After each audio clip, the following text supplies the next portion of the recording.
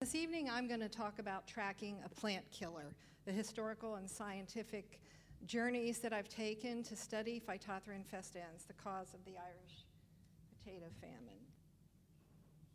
So crop pests and pathogens are on the rise.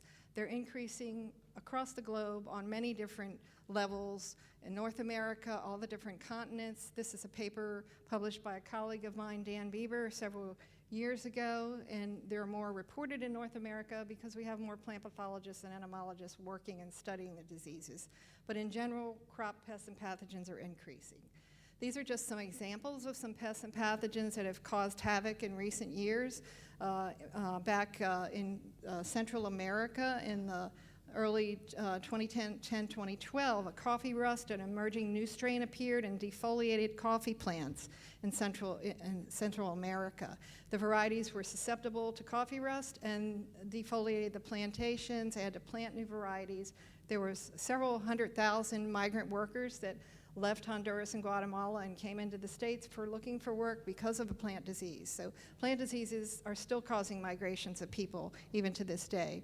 Xylella fastidiosa is a disease of olives in South Italy. This is just showing an area in the Calabria region where the plants are being felled completely because of this bacterial pathogen. We have new stem rust races emerging in Europe. And currently, we've got problems with a new Panama disease. It's a fusarium fungus that's killing bananas in Peru and Ecuador and Colombia. It hasn't migrated into Central America yet, but if it does, banana will be destroyed because it's totally susceptible planted in monoculture in Central America. So these are examples of emerging plant diseases affecting food crops now. Phytophthora have been increasing in numbers and discovery and description just in the last 20 years. I've been working as a plant pathologist for 40 years, and when I started there were 50 species. Now we have well up close to 200 species. New species, a lot of them being described in water habitats or in forested areas on trees. Speaking of forested Phytophthoras in forests, while I was here working with Richard O'Hanlon, we did some diagnostics with the on Phytophthora ramorum. It's killing large trees in large areas of Ireland, and it's also on ornamentals, rhododendron, and some nursery ornamentals, and it's pretty much destroyed the Japanese larch, and new species of trees are being planted because of this disease. So Phytophthora infestans is the name of the pathogen that caused the Irish potato famine. This pathogen is still in Ireland. I took this picture last week out in Carlow and Chosick with Stephen Kildea in his research plots. Without fungicides, within about a week, the fields will be defoliated. It's still an aggressive pathogen in Ireland. That's a picture of a smallholder farmer I photographed in Guatemala years back, and he doesn't have access to fungicides, so if he doesn't have a resistant variety, he loses his crop. So in 1845, the Irish potato crop was attacked by a hitherto unknown blight that was unknown to science at the time, and it impacted Ireland's food security. This is a painting from David McDonnell about showing an Irish family uncovering potato tubers that are completely blighted, leaving them no food. In September 13th, 1845, John Lindley reports, "We stopped the press with this great regret to announce the potato murrain has unequivocally declared itself in Ireland." John Lindley was the editor of the Gardener's Chronicle and a University College London professor. He reported the disease and was concerned about the impact on Ireland because of the dependence on potatoes. So what I'm going to talk to you about tonight is the story of the potato plague. Many times you learn about the social or political history of this disease, but I'm going to talk a little bit about that, but more about the pathogen itself, what we know about it, how it spread, and how we manage it today. So who were the victims of the blight?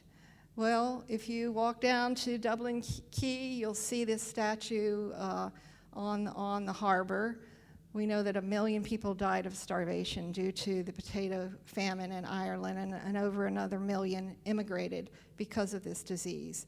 And the population of Ireland, which was 8 million, never rebounded. There are 5.3 million in the country today. The potato acreage was also impacted greatly by disease. These are some figures showing in 1850 there was close to 1 million acres of potatoes in Ireland, 820,000, and now we have about 22,000. So the disease impacted people, but it also impacted the crop acreage and over time. So there were two different realities in Ireland in 1845. There were the landed gentry that lived in the big houses. This is Strokestown Manor House in Roscommon. There was extravagant lifestyles, diverse food, exotic foods. The menu on the right is a menu from the house shown at the time, oysters and lobster and crayfish on the menu and cheesecakes, just very exotic, elaborate foods. Many of the landlords, some were absentee, some were present in their homes at the time of the famine.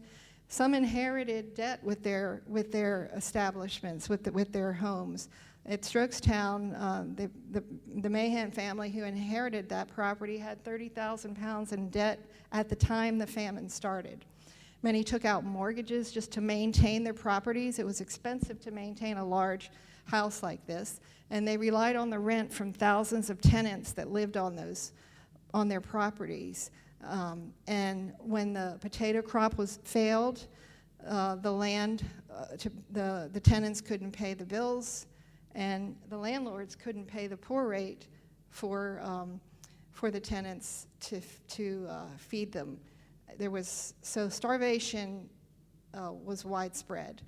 The other reality I talk about, I'm showing the big house and the landed gentry. The other reality was the Irish poor that lived on the land. The Strokestown house had about close to 12,000 people living on rented land on that property.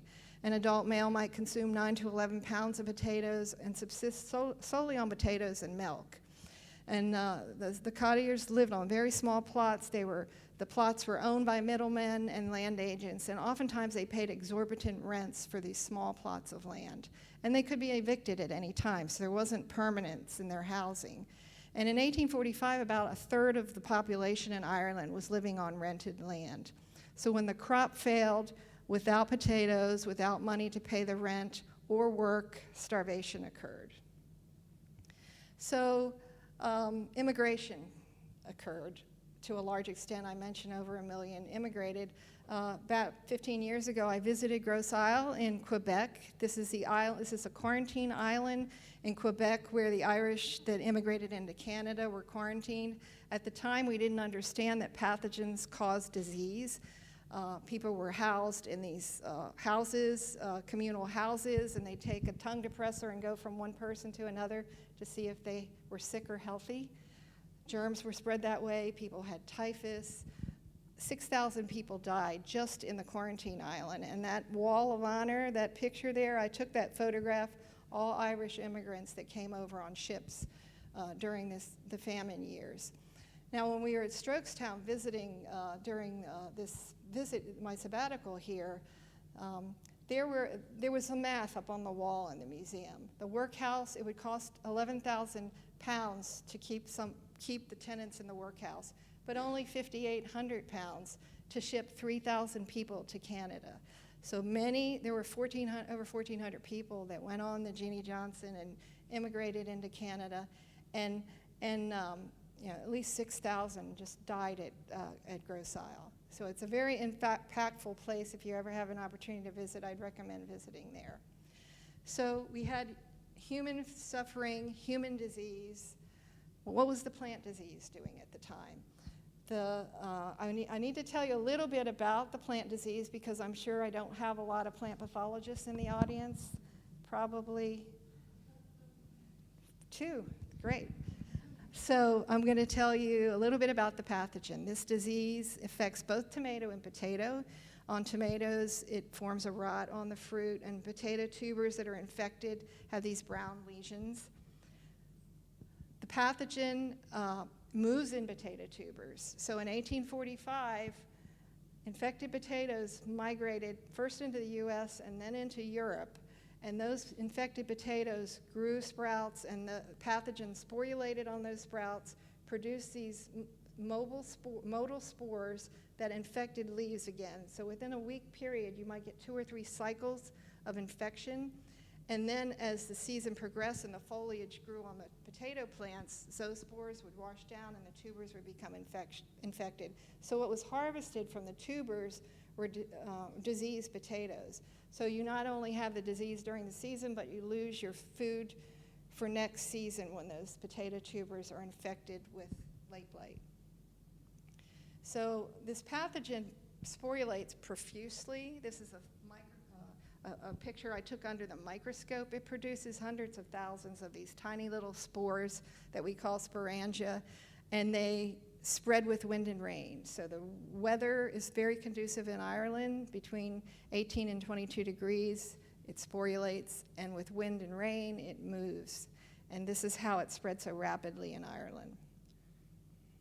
So when the pathogen gets into the potatoes, it just infiltrates and produces these things called mycelia, grows through the potato plant, and then it pops out these sporangia through the stomates, or the breathing apparatus of the plant, and through it emerges through stomates, choking out respiration, and the plant wilts and dies very rapidly. So in the 19th century, where did the outbreaks first occur? Most people might think the first occurrence of this disease was in Ireland, but in fact, in 1843, the first reports are around New York and Philadelphia. Infected potato tubers migrated into New York and Philadelphia, likely from a South American source, and within the first year, 5 states around the ports of New York and Philadelphia, Delaware, Massachusetts, Pennsylvania, had infected fields. Over the 3-year period, it spread into pretty much the Northeast, up into Maine and into Canada. You'll notice spots in Halifax, Nova Scotia. So all these reports of the disease were reported in the U.S. Commissioner of Patents reports. We didn't have a USDA in 1845, but the patent reports contain crop yield data and disease incidence data. And one of the first Sherlocks of Spuds, James Teschemacher, suspected a fungus, and he wrote several articles that were picked up by the European scientists once the disease occurred here. What's interesting is that the disease came in through Philadelphia in 1845, and then 4 years later, through the ports of Philadelphia and New York, the Irish immigrants came in through those same ports due to lack of food back in their home country. We just published a paper last year where we used text analytics and social media mining to recreate the 19th century US outbreaks. This work was done by myself and a couple of colleagues, Amanda Seville and Laura Totosian and Ariel Safer in Geospatial Analytics Center at NC State. We took old PDF documents from journals, much like you might see on a shelf here. And we scanned the documents using the PDFs. We then mined them for keywords, and we were able to recreate, and location information. We were able to more accurately recreate the maps of 1843 to 1845 of the spread of late blight in the US. We also used modern day social media mining, and we created maps about, that's just the US map showing where people are talking about the disease. And in fact, these areas where people are talking about the disease are areas where the disease does occur. So this text analytic and social media mining is a tool that could be used to track any kind of outbreak and potentially new plant disease outbreaks. And in fact, social media mining was used when the COVID outbreaks occurred several years ago. That's how it was discovered that there was a strange lung infection happening in Wuhan, China, through social media.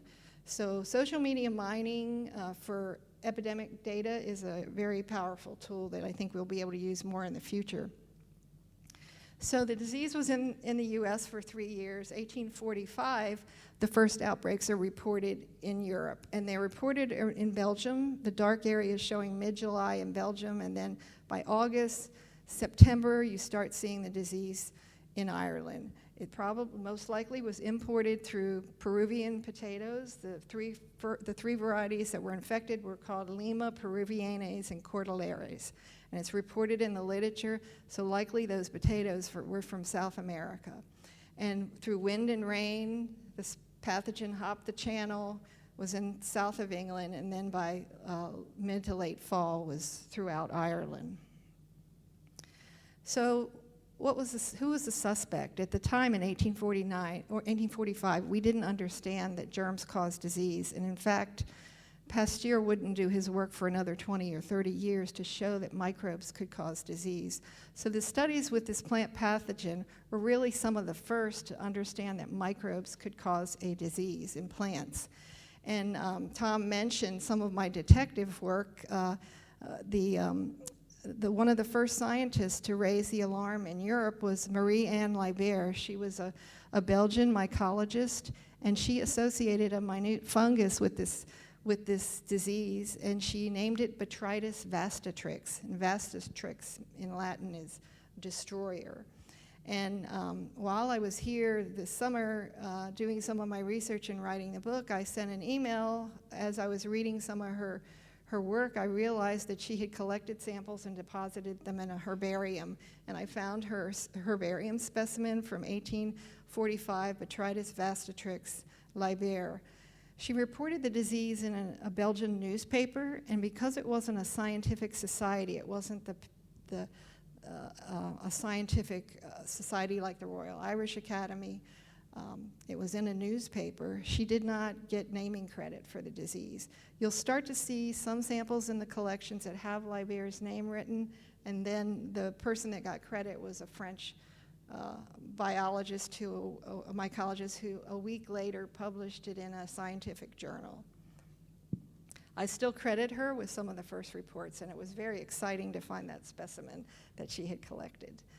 So that was August 19th when she reports the disease in Belgium. August 20th, 1845, David Moore, who is the curator of the Royal Botanic Gardens here in Dublin, sees late blight in the potatoes in the garden, and he sent letters and samples to M.J. Barclay, who was a mycologist in England.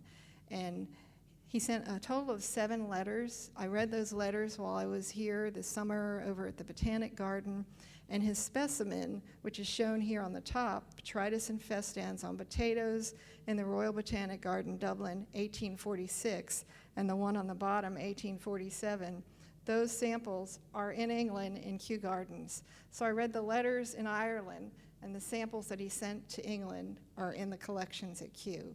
And he wrote in a letter to M.J. Barclay, in close, we will show that we have once again been visited by your friend, Botrytis, this year. Botrytis wasn't a friend to anyone, really. Now, Botrytis, the pathogen is renamed. At first they were calling it Botrytis. The other thing that's really interesting about these historic specimens and samples is they drew pictures. These are sporangia and sporangiophore. They were seeing a fungus-like organism on the potatoes. But there was a lot of dialogue and controversy going back and forth in the news and the published literature. The potato crop has been attacked, but the cause is generally attributed to the weather. This was in the U.S. Commissioner of Patents. It's certain that a fungus appears on the plants, and the tubers, but it's uncertain if the fungus is the cause or the consequence of disease. Some people still believed in spontaneous generation and believed that the pathogen appeared only after the host was really diminished through bad weather. And during 1845 in the fall, John Lindley and Playfair, chemist, and Kane, 2 chemists and a plant scientist, were appointed by the Irish Commission to report on the fate of the potato crop. And without pretending to decide what was the cause, we state that it seems to be connected with cold, cloudy, uncongenial weather, which has characterized the present year over Northern Europe, that is unsuited to the constitution of the potato, which is from a warm, sunny climate. So once again, they're associating climate and weather with disease, but not a microbe. But in the meantime, at this very same time, there are scientists in the US and in Europe and in England starting to describe and draw pictures and do inoculation experiments to confirm that this disease is caused by a fungus-like organism. And John Lindley was the protagonist. John Lindley is like the antagonist. Man has no power to arrest the dispensation of providence. It's traceable to the season. Potatoes that are wet from imbibing water succumb to disease, and then fungi invade. But on the other hand, M.J. Barkley is doing experiments, and he and others, Teschemeier, Levier, Morin, these other scientists, Moore and Montaigne, are associating a pathogen with the disease. And they're also reporting that it's been seen in Colombia. The Colombian Indian natives know about this disease, and they have such a diversity of potatoes, they just cut out the infected tubers and plant healthy tubers, and they aren't bothered by the disease. So all of this work was being done, I mentioned, before the germ theory, but this pioneering work by early mycologists and plant pathologists really helped us to understand that microbes could cause disease. So it was another 20 years before the pathogen would be renamed to first Peronospora, then Phytophthora infestans, and Anton de Berry, who is in Strasbourg, he definitively does the inoculation, coax postulates to confirm presence of the disease, and he could transfer the pathogen. That fungi do not arise from cell contents or secretion of disease cells. They're and are not the consequence, but they are the cause of pathological processes. So what's the evidence that's left from these outbreak samples? Well, I mentioned specimens were being sent between scientists. In the mail, maybe a week's time, but they would send things across the English Channel from Europe into England, and David Moore was sending things to M.J. Barkley. And these are some of the actual samples. When I visited Kew while I was here, Kew Gardens, and the sample on the left is the isotype, or that's the French Montaigne sample from France that was sent to M.J. Barkley.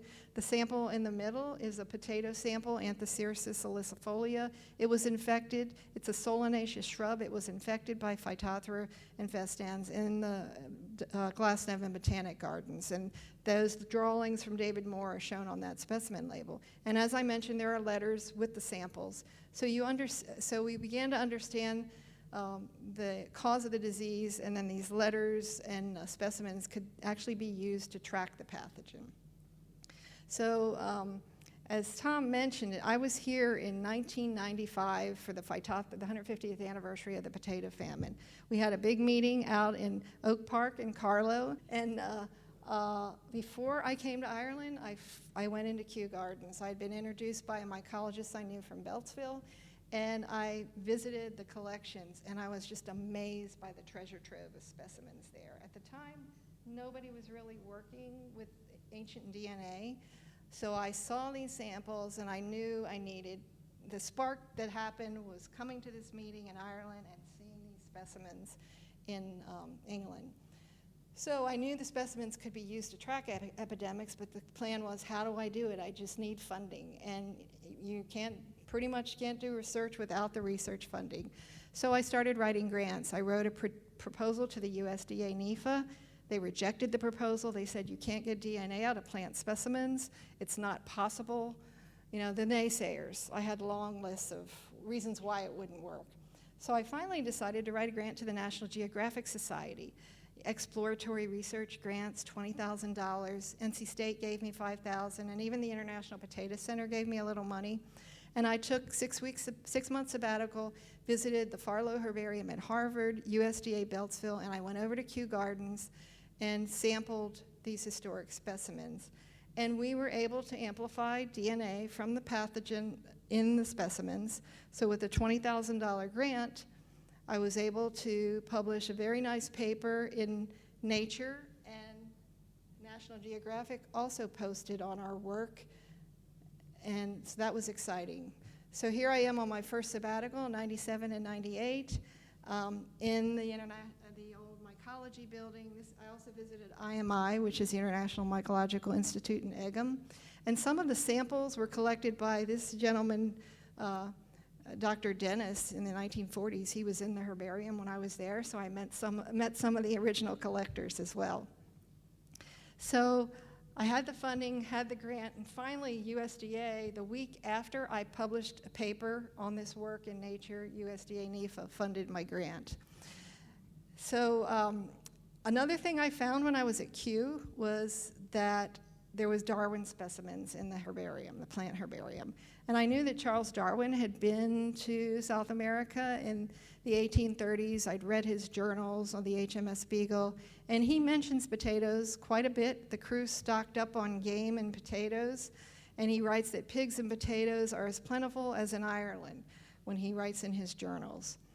And he said, next to wild people, Captain Fitzroy thought the wild potatoes were the highlight of the trip on the journey to South America. So Darwin was collecting potatoes. And so when I was at Kew, I found one of his samples, and this is the potato sample. So I started digging into the literature to see what Darwin knew about late blight. And this is Darwin's house, Down House. That's his library. It's a National Heritage Site in England. You can go visit. And Darwin writes, "Dear Henslow," who was his professor at Cambridge, "I have to thank you for several printed notices about the potatoes. What a painfully interesting subject it is. I've just returned home and have looked over my potatoes and find a small crop, a good many rotted in the ground." So in 1845, Darwin's potatoes in his garden, in his backyard, were affected by late blight. So he he'd brought potatoes back from South America. He brought tubers back. He immediately asked Henslow if he could grow them out and see if they had any resistance to late blight, because they were wild potatoes from South America. He thought they might prove useful for disease resistance studies. And so his cousin, William Darwin Fox, who's shown in this picture, grew the potatoes out. It took him about a year to grow them out, and in 1846, he reports that the wild potatoes fared exactly the same as the other kind, having blotched on the leaf and a few tubers decayed. So the wild Solanum maglia that Darwin collected was not resistant to late blight. And in 2016, Don Feaster from Harvard Farlow Herbarium and I published a paper all about Darwin and the famine. And when I visited their Down House in 2015, they have his heirloom potatoes in the garden in the back, and they had late blight. So I was kind of excited to see that. Only a plant pathologist would be excited about seeing late blight.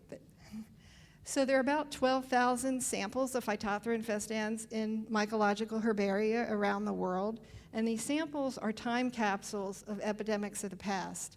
You can use them to study structure of old and new populations. You can study taxonomy and disputes about when things arose, and you can study the origins of epidemics using these historic samples. So what I did with some of these samples in some of my research is to ask several questions. One of the burning questions that I had on my mind after reading historic literature was, is South America the center of origin of late blight, and did the original outbreak samples come from there? And this is a quote from M.J. Barkley in 1845, where he describes this malady as being quite common in Bogota. This is a picture I took up in the high Andes down in Peru, but the biodiversity of potatoes in Colombia and Peru is unbelievable. In an individual field, rather than growing one variety, they'll have many kinds of land races in the field. So if disease occurs, they can pull out the infected, rogue it out, and it won't spread as rapidly because there are different levels of disease resistance within the field. It's polyculture rather than monoculture.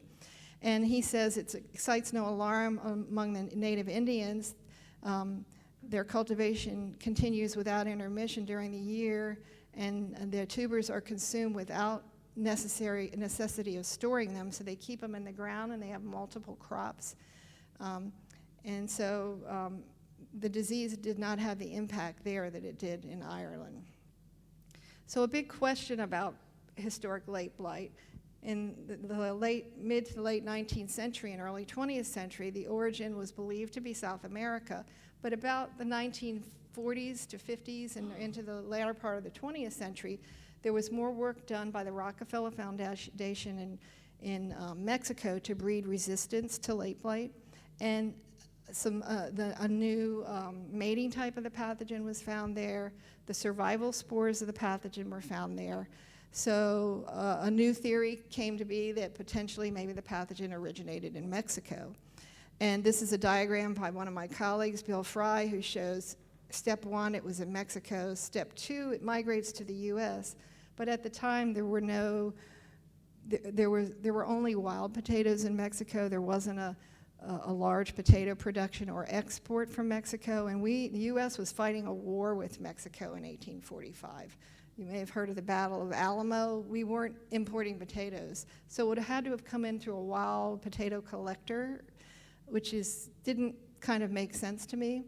And so this was one theory. So we asked, what lineage caused the famine? Did it come from South America? How big is the genome in the old samples compared to the modern samples? Is the famine lineage actually still circulating in populations? Did the same lineage cause disease in New York and Philadelphia as in Europe and Ireland? And we also were interested in the aggressiveness of the historic samples pathogen, whether it was more aggressive or less, and how has it changed over time with breeding. So these are all, and then basically the center of origin of the entire clade or group of sister lineages that the pathogen is in, we've been interested. So these questions we've been interested in doing research on over the last 20 years. And one of the first questions I asked, since it was proposed that this US1 lineage that was present in modern day samples of potatoes in the 1970s and was globally dispersed, did that lineage cause the famine? This is what Bill Fry had proposed. We went into the historic samples, and immediately after, we could only, in these days, this was like 20 years ago, it was just the beginning of genome sequencing. The human genome hadn't been sequenced. We'd only been able to sequence bits of mitochondria, which are the respiratory organelles of plants. We could do small mitochondrial genes, and we were able to find a marker in the mitochondrial gene that would identify US1 versus not US1. And we went in and just with simple PCR experiments and extractions from David Moore's sample and others, we showed that it was not the US1. It was a different lineage altogether. So that was our first paper published back first in 2001 to show we could amplify the DNA, and then we identified the lineage in 2004. And when that happened, there was a lot of interest in the press. The Washington Post posted an article, CNN, and a lot of press interest, because it was kind of around the time that the Jurassic Park movies came out and people were starting to be interested in ancient DNA. And I'm like, this is from 1845, not dinosaur DNA, and I explained carefully how we had done the work. And I've always enjoyed talking to the press. I've always had to make sure they report what I say properly, and usually a lot of the times the press will let me at least read back to me what they're going to report, because I think it's important to have our science communicated out to the public, and that's a good way to do it, by press releases. So we first did the mitochondrial genes in these historic samples, and then a group of us were funded to sequence the Phytophthora infestans, the whole genome. This was back in 2009. It cost about $2,000 to sequence that genome. Now, today, you could sequence it for $200. But this was a big thing back then. It was a time period when we were just starting to sequence genomes. We were able, the team shown here, led by Howard Judelson, Sophie and Kamoon, and the group at the Broad Institute, we sequenced the genome and we compared it to Phytophthora vermorum, the disease I mentioned to you earlier that's killing trees on larch here in Ireland. And we found that the genome was really expanded. The core genes are shown down here in this lower left yellow-green area, but there was this big expanded region, and those were the genes, the virulence genes of the pathogen that makes it infect potatoes. And so it had a very large genome. So when we saw that, once we had that genome sequence data, we started being interested in, well, what do the historic genomes look like? Were they always so expanded? How did the genome change over time? And we, going back to our historic outbreak samples, we sequenced the genome and we looked at the evolutionary relationship of many different isolates, and we used something called SNPs, which are small bits of DNA in the genome that would allow us to look at diversity between collections, and we took a population approach. We had samples from the Famine lineage, that's shown in the brown on the right. We had samples of Phytophthora andina, which is only found in the Andean region, modern US1, the red, modern Mexico, the yellow are the aggressive lineages that are circulating now in present day time, and then modern South American. And this is a phylogenetic tree, and it shows ancestry. If you look at the nuclear genome on the right, the ancestry, the blue and the brown, that ancestor of Phytophthora infestans is from the Andes of South America. And the Famine lineage shares half of its genome with that ancestor, and you can see the brown and blue mixed up there. So a big finding of this work was that the lineage that caused the Irish famine shared half of its genome with a lineage that's only found in the Andes of South America. So this was sort of a nail in the coffin, so to speak, on where this thing came from, because how is it shared with this Andean species that's only in the Andes, unless it had to have come from there. So this was kind of a groundbreaking paper, and that US1 lineage, that the putative old lineage, was more recent. And the Mexican lineages were even more recent. And down here, these purple lineages that are circulating in South America now, they're bringing in Dutch potatoes into South America. They're bringing modern European lineages into South America now. So that is reflected in our genealogy. So did the same lineage cause disease in 1845 in New York and Philadelphia and Ireland? So we went back to these outbreak samples from both sides of the pond, and we used a different kind of a marker. It's called a microsat marker. These small dots, these small blue dots on the top, that's European samples and North and South American samples. And we found they were identical. This plot down here is called a cluster analysis, and it shows the famine lineages from US and EU are all, so they're all blue. They were very similar to each other. So that indicates to us, once this pathogen came from South America into New York and Philadelphia, the same lineage migrated over into Europe and caused disease.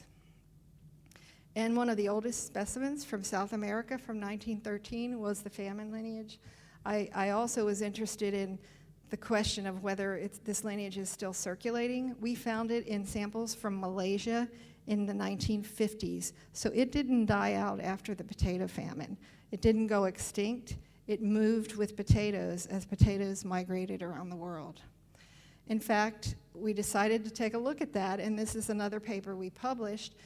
The red dots are the British Commonwealth shipping channels and migrations, and you can see that this famine lineage, it's in the US, it's in Europe, and then it's showing up in East Africa, in former Commonwealth countries. It's in India.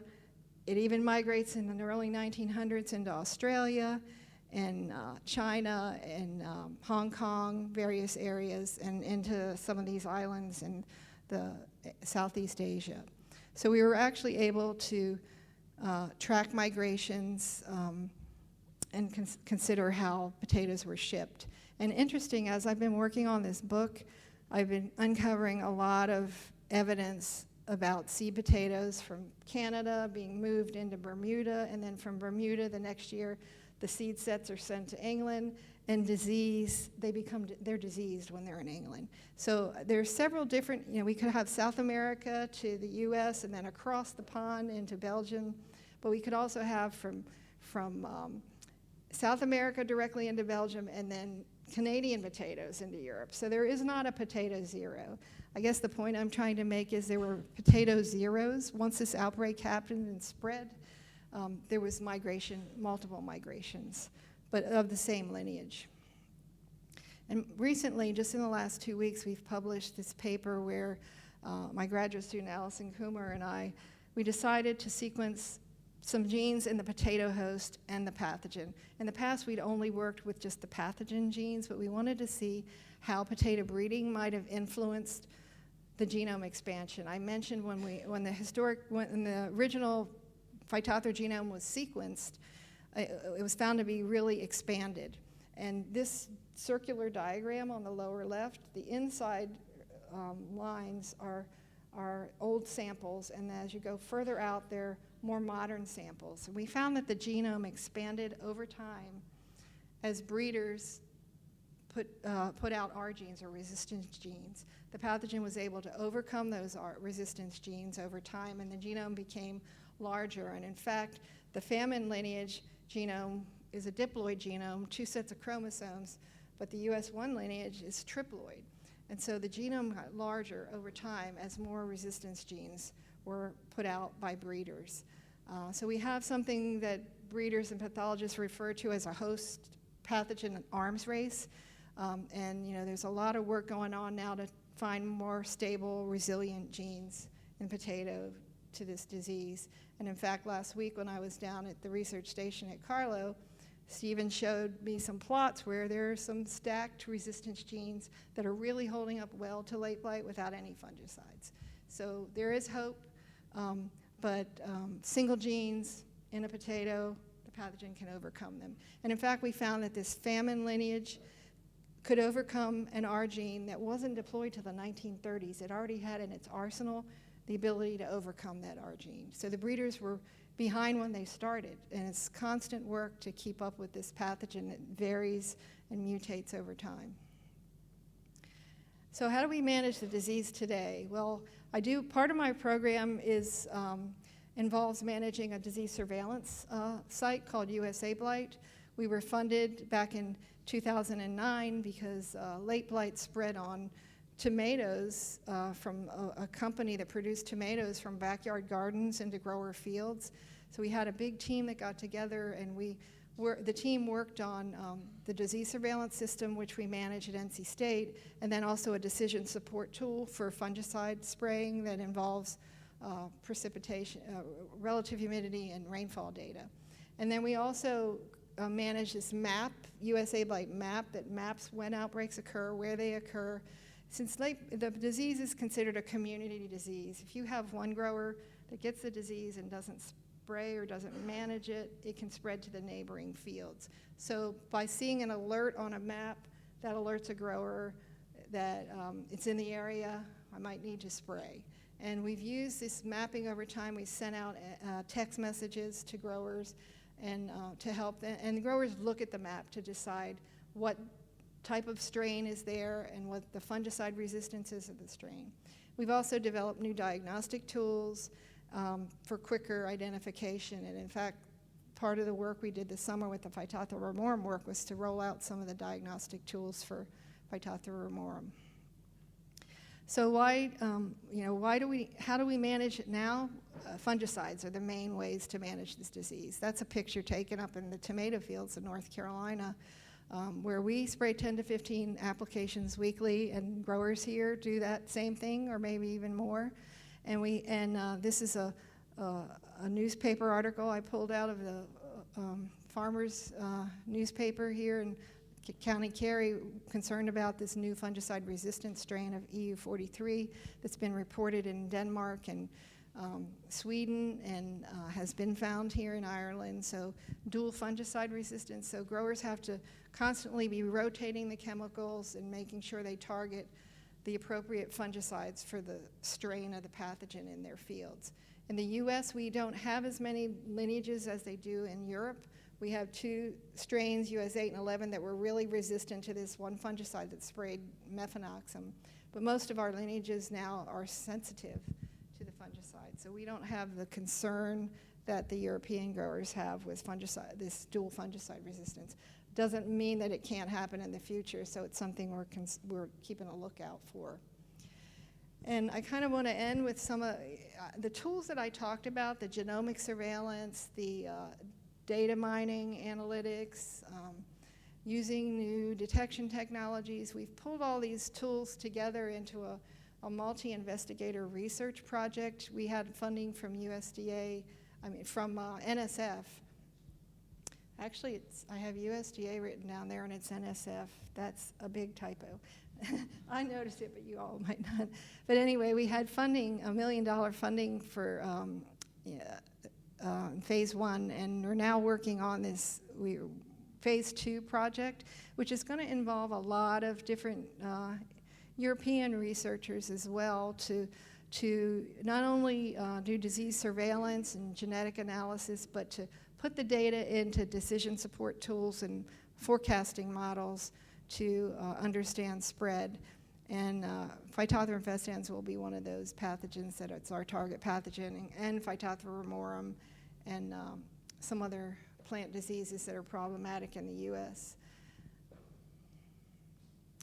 And with that, that's my lab back at NC State. And with that, I'll end and take any questions you might have.